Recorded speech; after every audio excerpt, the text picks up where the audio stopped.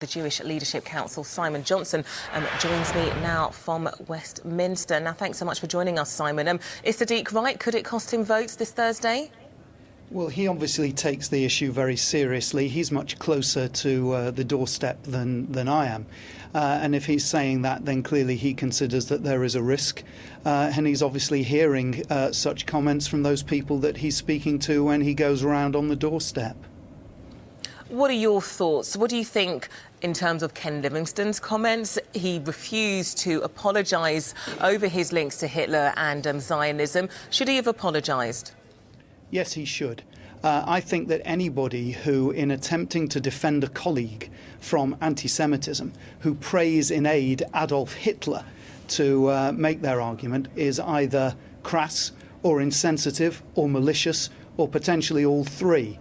And that to attempt to justify what he said by trying to claim that Hitler was a Zionist, I'm afraid is grossly offensive to many Jewish people. He's been told that by many people within his own party, and I really do believe that he should apologise. But Labour has commenced a disciplinary procedure against Ken Livingstone, so let's see how that disciplinary procedure plays out. And all I would ask is that the outcome of that disciplinary process is made public, and if it is felt that Mr Livingstone has indeed breached any rules of the Labour Party, then robust action should be taken against him. Well, Mr Livingstone says he regrets the pain and indeed the effect it's had on people who's heard his comments. However, he does say that his comments is fact. You know, you could argue that Hitler was a Zionist. I mean, does that change things at all from your perspective? I don't think there's any way of justifying that. Zionism is the belief in the self-determination of the Jewish people and their right to a homeland within the land of Israel. To say that on that basis Adolf Hitler was a Zionist is entirely wrong. He wanted Germany to be free of Jews, Judenfrei as he called it. Whereas at some point he may have considered expulsion, it was very, very soon after his election that he turned to his murderous policies that led to the Holocaust. So, as I said earlier, for Ken Livingstone to try and claim any support from Adolf Hitler to defend another colleague accused of anti-Semitism is grossly offensive, and it's right that he has been condemned. Well, let's look at the wider issues in the party itself. Labour leader Jeremy Corbyn, he's been out in London emphatically denying that the party has an anti-Semitic problem. Would you say that? Does the party indeed have any kind of issue in that respect?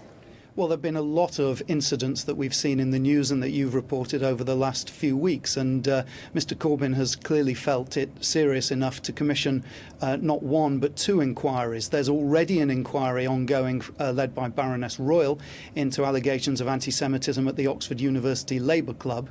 And then there was the announcement over the weekend of a second inquiry led by Shamir Chakrabarti into anti-Semitism. Now, if that inquiry is one that is expeditiously conducted, that takes advice and consultation from Jewish communal organisations such as the CST or the All-Party Parliamentary Group Against Anti-Semitism, if it publishes its findings and if those proposals that come from its findings are enacted and acted upon, then indeed it is to be welcomed. But I think the Jewish community is watching very carefully the outcome of both of these inquiries and waiting to see what actions are taken by the Labour Party rather than just words coming occasionally from the leader's office. OK, Simon Johnson, Chief Executive of the Jewish Leadership Council, thanks so much for joining us this afternoon.